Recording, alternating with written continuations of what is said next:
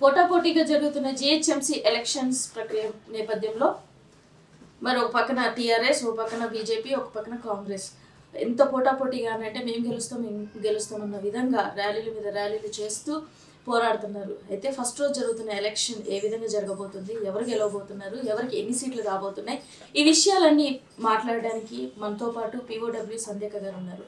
మరి వారి మాటల్లో తెలుసుకుందాం. నమస్తే అండి. నమస్తే అమ్మ. జిహెచ్ఎంసీ ఎలక్షన్స్ ఎప్పుడో వస్తాయి అనుకున్న నేపథ్యంలో 2 నెలల ముందే వచ్చేసింది.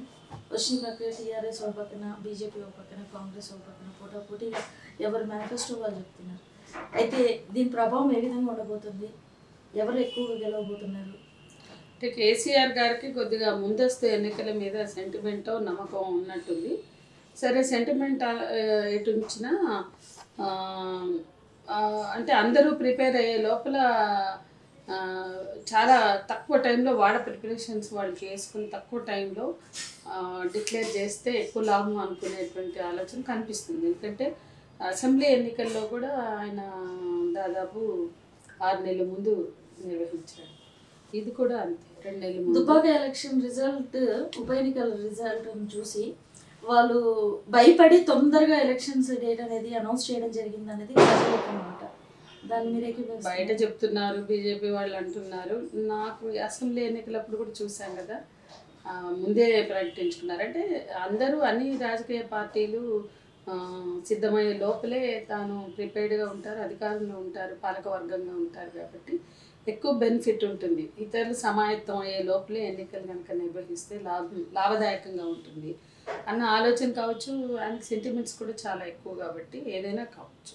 సెంటిమెంట్స్ తోటి ఆయన సెక్రటేరియట్ కూడా రావట్లేదు కాబట్టి ఏదైనా కావచ్చు. సరే, అదే పక్కకు పెడితే మీరన్న మరో విషయం, పోటాపోటీగా ప్రచారాలు జరుగుతున్నాయి. కానీ ఈ ఎన్నికలంత దౌర్భాగ్య ఎన్నికలు నేను ఎప్పుడు చూడలేదు నా జీవితంలో. అంటే ఎన్నికల్లో మేనిఫెస్టోలు ప్రకటిస్తారు, రాజకీయ పార్టీలుగా అనేక అంశాలు ఎజెండాలోకి పెట్టుకుంటారు. కానీ ఈ ఎన్నికల ఎజెండా మేనిఫెస్టోలు ఎట్లున్నా వాళ్ళ విధానాలకు అనుగుణంగా వారి మేనిఫెస్టోలు ఉన్నాయి. మేనిఫెస్టోలు మీద మనం విశ్లేషించడం అనేది కాసేపు పక్కకు పెడితే ఈ ఎన్నికల్లో చాలా ప్రమాదకరమైనటువంటి ప్రచారం, ప్రమాదకరమైన స్థితిలో దాడి జరుగుతుంది. అది చాలా గర్హనీయం. ఉదాహరణకి ఈ మెయిన్ 2 పార్టీలు, బీజేపీ, పాపం కాంగ్రెస్ పక్కకి వెళ్ళిపోయింది ఈసారి, బీజేపీ, టీఆర్ఎస్, వీళ్ళిద్దరూ మాట్లాడుతున్న విషయాలు చూస్తే హైదరాబాద్ మీద సర్జికల్ స్ట్రైక్స్ అంటారు. బండి సంజయ్ అని ఒక రాష్ట్ర అధ్యక్షుడు, గతంలో బీజేపీలో డాక్టర్ లక్ష్మణ్ కిషన్ రెడ్డి గారు, ఇంతమంది ఇదే హైదరాబాద్లో పనిచేశారు. బీజేపీకి గతంలో రూరల్ బేస్ లేదు. ఈ మధ్య కాలంలో కేంద్రంలో అధికారంలో 2సారి వచ్చాక ఈ 2సారి ఎన్నికల సందర్భంగా రాష్ట్రంలో ఒక 4 పార్లమెంట్ స్థానాలు వచ్చాయి. అది చాలా విచిత్రం. మొదటిసారి వాడికి వచ్చాయి. ఒకప్పుడు గ్రామీణ ఎన్నికల్లో మాకు న్యూ డెమోక్రసీ పార్టీకి ఉన్నన్ని సర్పంచ్ స్థానాలు కూడా వాళ్ళకి లేవు. మాకున్న ఎంపీటీసీలు, జెడ్పీటీసీలు కూడా వాళ్ళకి లేని స్థితి నేను చూసాను. వాళ్ళకన్నా ఎక్కువ సర్పంచులు, ఎంపీటీసీలు, జెడ్పీటీసీలు మాకే ఉండేవారు. అలాంటి స్థితి నుంచి వాళ్ళు ఎదిగారంటే ఇది ఖచ్చితంగా ప్రగతిశీల శక్తుల వైఫల్యం, కమ్యూనిస్ట్ పార్టీల వైఫల్యం, అందులో డౌట్ లేదు. అయితే కమ్యూనిస్ట్ పార్టీల వైఫల్యానికి ఏంటి అనేది మాట్లాడే ముందు ఎన్నికల ప్రచార సర్వేలో మనం ఉన్నాం. అసలు హైదరాబాద్ మీద సర్జికల్ స్ట్రైక్స్ అంటున్నాడు. సర్జికల్ స్ట్రైక్స్ ఏంటండి? ఇదేమైనా బార్డరా? హైదరాబాద్ ఏమైనా బార్డరా? అయిపోయి ఓల్డ్ సిటీ మీద సర్జికల్ స్ట్రైక్స్ అంటారు, కమ్యూనల్ రైట్స్ అంటారు. హైదరాబాద్లో ఎన్నో గుళ్ళు ఉన్నాయి. వెళ్ళి అంటే ఇంకా మిగతా గుళ్ళకి విశిష్టత లేనట్టు వెళ్ళి భాగ్యలక్ష్మి గుడిని ఎంచుకోవడం, చార్మినార్ కింద ఇంత చిన్న స్థలంలో ఉండేటువంటి గుడిని పెంచుతూ పోయారు ఈ మధ్యకాలంలో. అది నేను 40 ఏళ్ళు అయింది హైదరాబాద్లో ఉండబట్టి మేము ఎన్నోసార్లు చార్మినార్కి వెళ్తాం, రకరకాల సందర్భాల్లో. ప్రొటెస్ట్లకు వెళ్తాం, మామూలుగా వెళ్తాం, అనేక రకాలు. ఈ ఈద్ రోజుల్లో అయితే నైట్లు వెళ్తాం మా ఫ్రెండ్స్ అంతా కలిసి. హైదరాబాద్లో ఎన్నో జ్ఞాపకాలండి.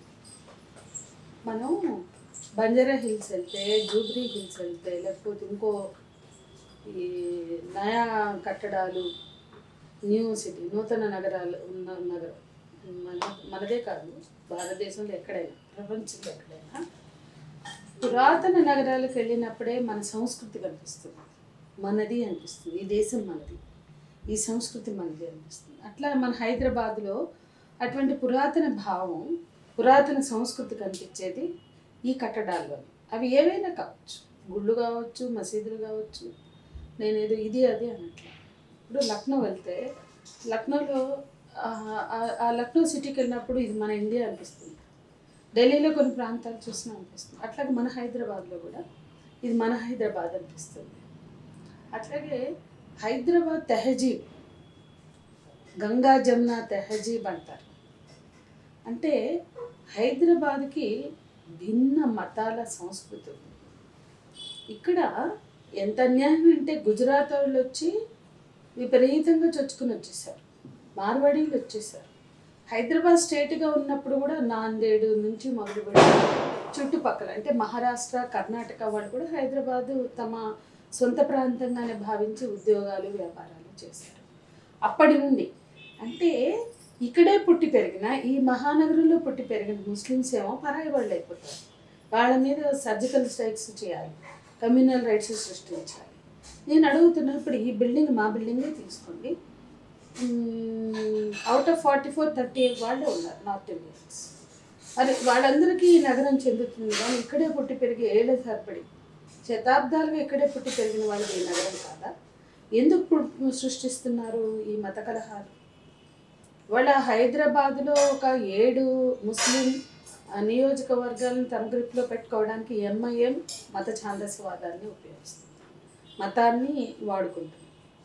మిగతా ప్రాంతాలన్నీ తమ గుప్పిట్లో తెచ్చుకోవడానికి మత కలహాల్ని అడ్డం పెట్టుకుని ఆ పాత బస్తీలో, పాత నగరంలో ప్రజల మధ్య చిచ్చుబెట్టైనా సరే బలం పెంచుకోవాలని మరో బీజేపీ పార్టీ చూస్తుంది. ఇది రెండు కూడా చేస్తున్న చలత. వాళ్ళ ఉద్రేకమైన ప్రసంగాల మధ్య ప్రజలు ఇది ఒక శాంతి నగరం, శాంతియుత నగరం. హైదరాబాద్ తెహజీబ్ని మర్చిపోయారు. గంగా జమున తెహజీబ్ ఏదైతే ఉందో దాన్ని బొందబెట్టడానికి ఈ మున్సిపల్ ఎన్నికలను వాడుకుంటున్నారు. ఇది చాలా క్రూరత్వం. అది ఎవరు చేస్తారు? రెండో విషయం ఏంటంటే సర్జికల్ స్ట్రైక్స్ చేస్తే ఓల్డ్ సిటీలో, ఈ నగరంలో ఇవాళ ఇంతమంది వ్యాపారస్తులు ఉన్నారు. మరాఠాలు, కన్నడిగాలు, ముఖ్యంగా మార్వాడి, గుజరాతీ, మరి వీళ్ళందరికీ వ్యాపారాలు ఉన్నాయి. ఓల్డ్ సిటీలో బేగం బజార్ అంతా వీళ్ళు ఉంటారు. మరి బాగా ఆలోచించుకోవాల్సిన విషయం ఉంది. కమ్యూనల్ రైట్స్ అయితే, సర్జికల్ స్ట్రైక్స్ అయితే, ఇప్పటి వరకు కరోనాతో నాశనమైన మీ వ్యాపారాలు 3 పూలు 6 కాయలు ఉంటాయని అనుకుంటున్నారా? ఖచ్చితంగా వాళ్ళ వ్యాపారాలు కూడా దెబ్బతింటాయి. నేను చెప్పదలుచుకుంది ఒకటి, ఈ సర్జికల్ స్ట్రైక్స్ వలన, మత కలహాల వలన, ఈ బెదిరింపుల వలన, ఈ వాతావరణం వలన మెజారిటీ హిందువులు నష్టపోతారనేది మర్చిపోకూడదు. ఏదో ముస్లింలను పడదాం అనుకుంటున్నారేమో, ఓట్లు చీల్చుదాం అనుకుంటున్నారు మతం పేరుతో. నేను అదే ఒక ఫేస్బుక్ పోస్ట్ పెట్టాను, ఏమనంటే సర్జికల్ స్ట్రైక్స్, కమ్యూనల్ రైట్స్ ముస్లింతో పాటు మెజారిటీ హిందువులు కూడా నష్టపోతారు, అప్రమత్తంగా ఉండాలి అని పెట్టాను. నాకు ఇక్కడ ఈ పార్టీకి ఓటేయడం అనేది నా ఉద్దేశం కాదు. మత భావాలని అధికారంలో ఉన్న, పాలకవర్గంగా ఉన్న కేసీఆర్ కూడా ఎంతో కొంత పెంచి పోషించాడు. మత కలహాలని సృష్టించకపోవచ్చు, కానీ మతపరమైన ఛాందస భావాల్ని ప్రజల్లో పెంచడానికి ఆయన కూడా దోహదపడ్డారు. బీజేపీ వాళ్ళేమో ఎంఐఎంతో టీఆర్ఎస్ పొత్తు పెట్టుకుంది అనేసి బీజేపీ వాళ్ళ ఆరోపణ. టీఆర్ఎస్ ఏమో మేము ఎవరితో పొత్తు పెట్టుకోలేదు, మేము ఒక్కరమే ఉన్నాము అని వీళ్ళు అంటారు. అంటే వీరు ఎవరిని కప్పిపుచ్చుకోవడానికి, మత కలహాలు చేయడానికి అని ఎవరు అనేది స్పష్టత అనేది ప్రజలకు ఏమాత్రం తెలియట్లేదు. అంటే ఒకటండి, టీఆర్ఎస్కి దగ్గరగా ఎంఐఎం ఉంది అనేది వాస్తవం, కానీ అలయన్స్లో ఈసారి లేకపోవచ్చు. అయితే ఇక్కడ ఆయా రాజకీయ పార్టీలు ఇవాళ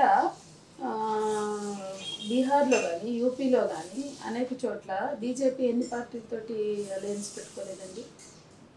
మొన్న బీహార్లో అలయన్స్ లేకపోతే బీజేపీ ప్రభుత్వం ఏర్పాటు చేసే దిక్కుందా వాళ్ళకి? వాళ్ళు సింగిల్ లార్జెస్ట్ పార్టీ కూడా కాదు. అంటే ఈ మొహాలు మాట్లాడడానికి కనీసం నీతి ఉండదా వీళ్ళకి? వీళ్ళకి ఏ సంస్కృతి లేదు, విధ్వంస సంస్కృతి తప్ప. వీళ్ళకి పొత్తులు కొత్తనా? బీహార్లో ఎవరెవరితో పెట్టుకున్నారు? ఒకప్పుడు మాయావతితో కూడా పెట్టుకున్నారు, రామ్ విలాస్ పాస్వాన్తో పెట్టుకున్నారు. బీహార్లో వీళ్ళందరితో పెట్టుకోకుండా మీకు అధికారం వచ్చిందా? మీకు అధికారం వెలగబెడుతున్నారా? భారతదేశంలో పొత్తులు లేకుండా బీజేపీ ఉందా? ఎవరిని మభ్య పెట్టడానికి మాట్లాడతారు? కాబట్టి మా పొత్తులన్నీ అధికారం కోసం, మీ పొత్తులన్నీ సర్వనాశనాని కోసం అంటే అందులో ఏమి దానికి ఏం విలువ ఉండదు, వాస్తవాలు కాదు. కానీ ప్రజలు ఆలోచించాల్సింది, హైదరాబాదులో గత మత కలహాలుకి ఎక్కువ బాధ్యత వహించాల్సింది బీజేపీయే. అంటే ఇప్పటి వరకు జరిగిన మత కలహాలని దీపా ధనరాజు గారు ఒక ఫిలిం కూడా తీశారు, documentary film, Hyderabad communal rights మీద. ఆ ఫిలిం చాలా స్పష్టంగా చూపిస్తుంది, చాలా అద్భుతమైన ఫిలిం. అప్పుడు నరేంద్ర వీళ్ళందరూ ఉన్నారు. హైదరాబాదులో సృష్టించిన మత కలహాలలో కాంగ్రెస్లో అధికారాన్ని నిలబెట్టుకోవడానికి ఒక సందర్భంలో చెన్నారెడ్డి వాళ్ళందరూ ఉన్నప్పుడు జరిగాయి. మిగతా అన్నీ కూడా కమ్యూనల్ రైట్స్కి బీజేపీయే ప్రధానం. 1-2 సార్లు ఎంఐఎం ప్రధానంగా ఉంది, కానీ మిగతా ఎక్కువ సార్లు బీజేపీయే కీలక పాత్ర. ఇప్పుడు మళ్ళా అదే స్థితిని తీసుకొస్తున్నారు. స్పష్టంగా ఈసారి ఎవరు మాట్లాడారు సర్జికల్ స్ట్రైక్స్ అని? ఎందుకు చేస్తారండి హైదరాబాద్ మీద సర్జికల్ స్ట్రైక్స్? నేను అడుగుతున్నా. ఈ హైదరాబాద్లో ఉన్న మార్వాడీలు, గుజరాతీలు, లేకపోతే ఇతర రాష్ట్రాల వాళ్ళు, ఆంధ్ర వాళ్ళు, లేకపోతే వ్యాపారాలకు వచ్చిన ఇతర రాష్ట్రాల వాళ్ళు ఆలోచించాలి. సర్జికల్ స్ట్రైక్స్ ఎందుకు చేస్తామంటుంది బీజేపీ? ఓల్డ్ సిటీలో వీళ్ళెవరు వ్యాపారాలు చేయట్లేదా? ఓల్డ్ సిటీలో ఉన్న ముస్లింలు ఈ దేశవాసులు కాదా? ఓల్డ్ సిటీలో ఉన్న ముస్లిమ్స్ అంతా నేరస్తులా? ఓల్డ్ సిటీలో రోజుగారీ కోసం బతుకుతున్న సామాన్య ప్రజలు లేరా? హిందువులు లేరా? ఓల్డ్ సిటీలో సర్జికల్ స్ట్రైక్ చేస్తే హిందువులు సుఖంగా ఉంటారా? హిందువులంతా ఆలోచించాలి. కాబట్టి ఈ సర్జికల్ స్ట్రైక్స్ అనే పదాన్ని ఒప్పుకునే పనే లేదు. విఘ్నత ఉన్నవాళ్ళు, ఆలోచించగలిగిన వాళ్ళు, కొంత విలువలు ఉన్నవాళ్ళు హైదరాబాద్ మీద సర్జికల్ స్ట్రైక్స్ అనే దాన్ని తీవ్రంగా వ్యతిరేకించాలి. ఇది ఒక దారుణమైనటువంటి మాట, వెనక్కి తీసుకోవాలి. ప్రజలకి క్షమాపణ చెప్పాలి బండి సంజయ్ లాంటి వాళ్ళు. ఏమండి, హైదరాబాద్లో 1 కోటి మందికి పైగా ప్రజలు ఉన్నారు. ఓల్డ్ సిటీతో కనెక్ట్ అయి ఉన్న వాళ్ళు చాలామంది ఉన్నారు. అసలు ఓల్డ్ సిటీ మీద సర్జికల్ స్ట్రైక్స్ ఏంటండి? మీ ఇష్టమేనా? నోరు పారేసుకోవడమేనా? ఇది చాలా దారుణం. అక్బరుద్దీన్ లాంటి వాళ్ళు పీవీ ఘాట్లు, ఎన్టీఆర్ ఘాట్లు, నేను ఆ ఘాట్లు కరెక్టో, ఆ ఘాట్లు పేరుతో ప్రభుత్వ స్థలాలు ఆక్యుపై చేయడం కరెక్ట్ నేను అనట్లేదు. కానీ మాన్యుమెంట్స్ భారతదేశంలో అనేక నగరాల్లో ఉన్నాయి. చనిపోయిన వాళ్ళ పేరుతో స్మృతి స్థలాలుగా ఇక్కడ కూడా ఉన్నాయి. అంతేకాని దాన్ని మాట్లాడవలసిన అవసరం లేదు, అది ఖండించవలసింది. కానీ ఇప్పుడు అక్బరుద్దీన్ మాట్లాడాడు అంటే దానికన్నా ముందే సంజయ్ మాట్లాడాడు, బండి సంజయ్. కాబట్టి మత కలహాన్ని సృష్టించింది. మతం వ్యక్తిగతం, మతం పబ్లిక్ ఇష్యూ కాదు. భారత రాజ్యాంగం సెక్యులరిజాన్ని ఆమోదించింది. అన్ని మతాలని, భారతదేశంలో ఉన్న బ్యూటీ ఏంటి? మీరు చెప్తున్న హిందూ మతంలో ఉన్న బ్యూటీ ఏంటి? అన్ని మతాలని అకామిడేట్ చేసుకోవడం, పరమత సహనం. భారతీయ సంస్కృతిలో ఉన్న బ్యూటీ అది. మరి పరమత సహనం అనే దానికి అర్థం లేకుండా పరమత దాడులకి ఎందుకు దిగుతున్నారు? అది ఆ దాడులు కూడా ఎక్కడికి దారితీస్తున్నాయి అంటే చాలా రెచ్చగొడుతున్నారు. అది కరెక్ట్ కాదు. ఇకపోతే మిగతా విషయాల అనేక ఫెయిల్యూర్స్ టీఆర్ఎస్ పార్టీ నుంచి ఉన్నాయి. వాళ్ళు చెప్పుకుంటున్న అభివృద్ధి కూడా ప్రజలు కొంతమంది గుర్తిస్తున్న వాళ్ళు ఉన్నారు. టీఆర్ఎస్ మేనిఫెస్టోని చూశారు మీరు, బీజేపీ మేనిఫెస్టోని చూశారు, కాంగ్రెస్ మేనిఫెస్టో.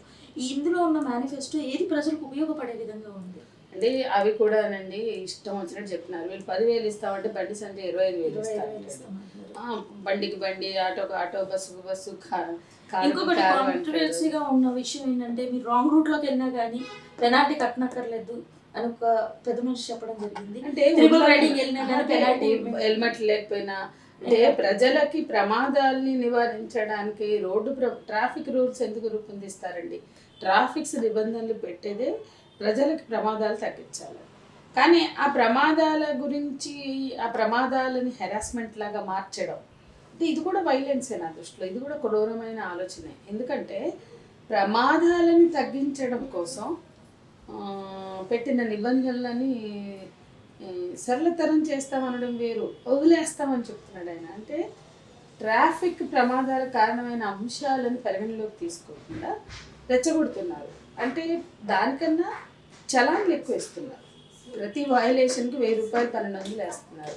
అది నిజంగా సామాన్యులకు భారమే. కాబట్టి చలాన్లు వేయొద్దు లేదా తగ్గించాలి. ఒకప్పుడు 200 300 వేసేవారు, ఇవాళ 1000 1200 వేస్తున్నారు. కాబట్టి ఆ చలాన్లను వేయడం ఆ విధానాన్ని ప్రశ్నించవచ్చు. చలాన్లు భారంగా ఉంటాయి సామాన్యులకి అని చెప్పి తగ్గించమని కూడా చెప్పచ్చు, నేను దానికి కాదు. బట్ అవేమీ కాకుండా అసలు హెల్మెట్ లేకుండా ప్రయాణం చేయొచ్చు, త్రిబుల్ రైడింగ్ చేయొచ్చు, రాంగ్ రూట్లో పోవచ్చు అంటే ఈ రాంగ్ రూట్లలో పోవడం వల్ల ఎంత నష్టం ఉంటుందో తెలియదా వీళ్ళకి? భారతదేశంలో మీరు పరిపాలిస్తున్నారు, అనేక నగరాలు అనేక రాష్ట్రాల్లో మీరు ఉన్నారు అంటే ఈ ఉల్లంఘనలన్నీ మీరు ఎవరికి ఆదర్శమని ఏ విధంగా ఉపయోగపడతాయి? ఒక పక్కన రోడ్ యాక్ట్లు వీళ్ళే తెస్తారు, వీళ్ళే ట్రాన్స్పోర్ట్ యాక్ట్స్ తెస్తారు, వీళ్ళ టైంలోనే వచ్చింది. దాంట్లో అనేక కఠిన నిబంధనలు తెచ్చారు. ఆటోల వాళ్ళు బతుకు లేకుండా బతికే భారంగా చేసేటువంటి చట్టం వీళ్ళే తెచ్చి, మరి ఆ చట్టం గురించి మాట్లాడారు బండి సంజయ్ మాట్లాడితే. ఈ కాంగ్రెస్ అయినా అలాగే ఇస్తుంది, టీఆర్ఎస్ అలాగే ఇస్తుంది, వీళ్ళందరికన్నా మించి బీజేపీ ఇస్తుంది. అంటే అధికారమే లక్ష్యం, అధికారమే పరమావధి. మర్డర్లు చేసినా రక్షిస్తాం, ఇంకా అదొకటే అనలేదు. అధికారంలో ఉన్న పార్టీ నియోజకవర్గం నుండి ప్రతి నియోజకవర్గం నుండి ఉన్న ఎమ్మెల్యేలను ఎంపీలను అందరినీ క్యాంపెయినింగ్ ఇన్ఛార్జీలాగా ఇక్కడ పెట్టారు. మేము కాంగ్రెస్ పార్టీ కూడా అన్నారు. కానీ బీజేపీ అతీతంగా వీళ్ళందరికీ అతీతంగా జాతీయ నుండి అంటే హెడ్ పెద్ద పెద్ద వారిని పిలిపించి క్యాంపెయినింగ్కి ఉపయోగించుకుంటున్నారు. అంటే దీనికి ఎత్తుకు పై ఎత్తు అనే విధంగా వీళ్ళు మారుస్తున్నారు అంటారు. ఇక్కడ ఒకటండి మనకు అర్థమవుతుంది, ఎత్తుకు పై ఎత్తుల కన్నా మేము జాతీయ స్థాయిలో మేము అధికారంలో ఉన్నాం, మాకు పెద్ద పెద్ద నాయకులు ఉన్నారు అని చూపించుకోవడం. చిన్న మున్సిపల్ ఎన్నికలు అంటే జాతీయ ఎలక్షన్స్ ఎన్నడూ జరగని విధంగా ఈసారి అదే నేను అంటున్నా. జాతీయ స్థాయిలో చూస్తే ఒక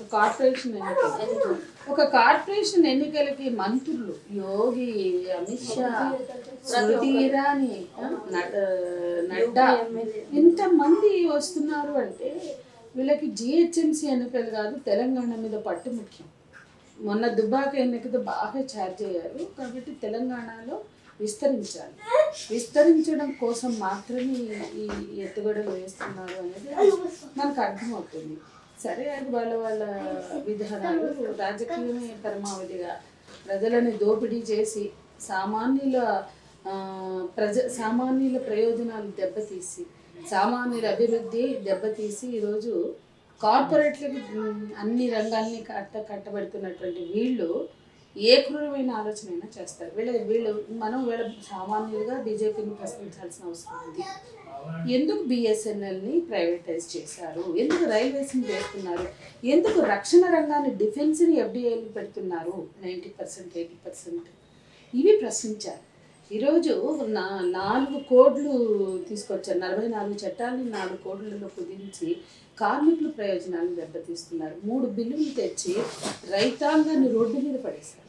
నువ్వు రైతుని గౌరవించవు, కార్మికుని గౌరవించవు, వాళ్ళ బతుకు భద్రత కల్పించవు, ఉన్న భద్రతను తీసేస్తావు, కార్పొరేట్లకు అనుకూలంగా మొత్తం కార్మిక రంగాన్ని మార్చేస్తావు. పోరాడి సాధించుకున్న చికాగో అమరవీరులు రక్తం చింది సాధించుకున్న 8 గంటల విధానం స్థానంలో 12 గంటల విధానం వచ్చేసింది. నోటిఫికేషన్ జారీ అయిపోయింది ఈ నెల. రేపు జనవరి నుంచి 12 గంటల పని విధానం తీసుకొస్తున్నారు. అంటే ఇంత పెద్ద ఎత్తున నష్టపోతున్న వాళ్ళు హిందువులు కారా? ఈ రైతులు హిందువులు కారా? ఈ కార్మికులు హిందువులు కారా? ఈ ప్రశ్న మనం వేయాల్సిన అవసరం. ఈ విధానాలు ఎవరి కోసం? అంటే నోట్ల రద్దు నుంచి మొదలుపెట్టి జిఎస్టీ వరకు ప్రజలకు నష్టం కలిగించారు. ఎట్లా నష్టపోయారో ప్రజలకు తెలుసు. ఈరోజు కార్మిక విధానాలు, రైతాంగ విధానాలు కేవలం కార్పొరేట్లకి. ఈయన ప్రైవేటు చార్టర్ విమానం ఆదాని విమానంలో పోయి ఆఖరికి ఆదానిని ఎంత పెద్ద చేశాడు, వాళ్ళకి ఎన్ని ప్రయోజనాలు సిద్ధించారు. అంబానీలు, ఆదానీలు, మరికొన్ని కార్పొరేట్ బతకాల. అమెరికా లాంటి సామ్రాజ్యవాదులు వీళ్ళ స్వదేశీయత ఏం పాడైందండి? వీళ్ళ స్వదేశీయత దిక్కుమాల స్వదేశీయత కాకపోతే వీళ్ళకి స్వదేశీ అనే ఏమాత్రం అభిమానం ఉంటే ఎందుకు అంత సామ్రాజ్యవాద అనుకూల విధానాలు? వీళ్ళకి ఏమాత్రం ప్రజల పట్ల బాధ్యత ఉన్నా, దేశం పట్ల, దేశ సంస్కృతి పట్ల, వీళ్ళు చెప్తున్న హిందూ మతం పట్ల గౌరవం ఉన్న విదేశీ విధానాలు వ్యతిరేకించాలి, విదేశీ కల్చర్ని వ్యతిరేకించాలి. ఎవరు కోరితే పబ్బులు వచ్చినాయండి, తీసేయండి. గత పాలకులు విదేశీ అనుకూల విధానాలు అన్నారు, సోనియా అమ్మ విదేశీయురాలు అన్నారు. మీరు అందరు స్వదేశీయే. మీకు భారతీయ సంస్కృతి అంటే చాలా గౌరవం ఉంది కదా. ఎవడు కోరితే ఎవడు డిమాండ్ చేస్తే జియో ఇచ్చారండి. జియో